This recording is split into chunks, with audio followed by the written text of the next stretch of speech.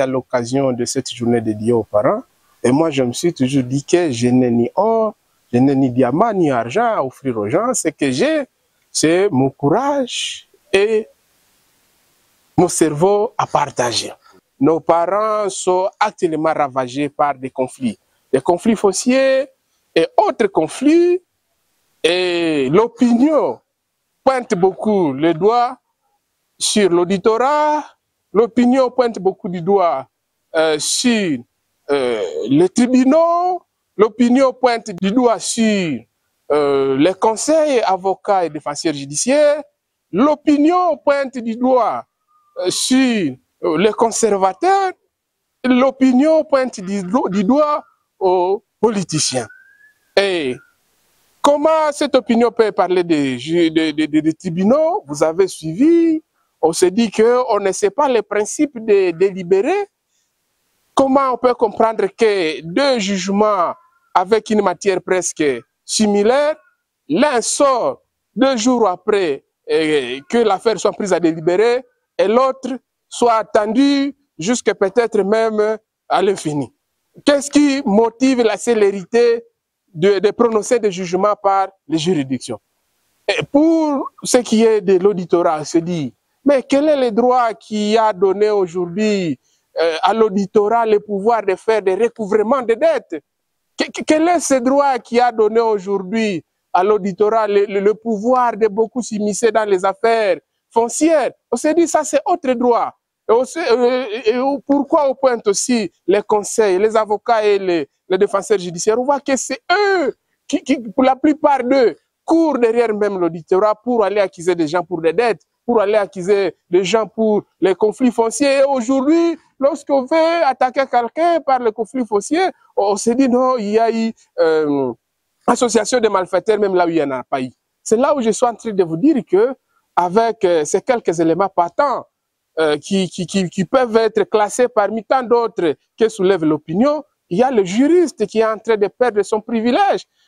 Quand on arrive dans la société et on se présente comme juriste, on pense que nous sommes des gens très cupides, alors qu'on devrait être vus comme des gens qui sont au service de la justice. C'est de ce fait que je me suis dit que nous devons encore faire attention. Par rapport aux conservateurs, nous disons, mais comment est-ce qu'on peut raconter pour certaines actions devant la justice deux titres différents sur une même portion de terre signés par le même conservateur? Donc, ce sont des points patents qui essaient de démontrer que même les conservateurs dans ces attributions, les conservateurs sont en train de gérer le domaine de l'État d'une manière avec légèreté par rapport aux politiciens. Nous avons dit, il y a des politiciens qui aujourd'hui, ils rôdent de partout dans la ville de Butembo, chercher là où il y a des conflits fonciers, et quand ils trouvent des conflits fonciers comme ça, ils viennent dans la masse pour venir tromper la population ou la masse, leur dire, moi je vais partir avec vous,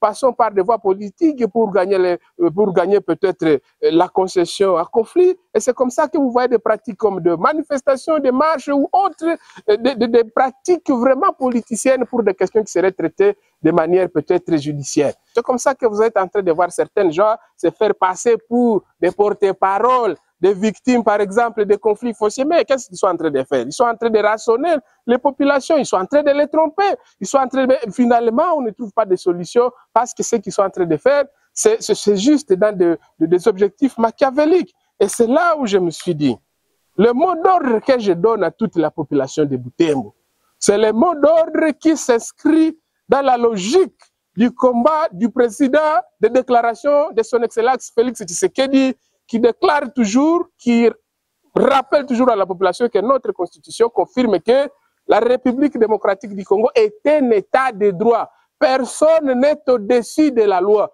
Tous ces acteurs que vous êtes en train d'indexer comme étant à l'origine du ravage à partir des conflits qui sont sur place, ayez toujours le courage de les accuser.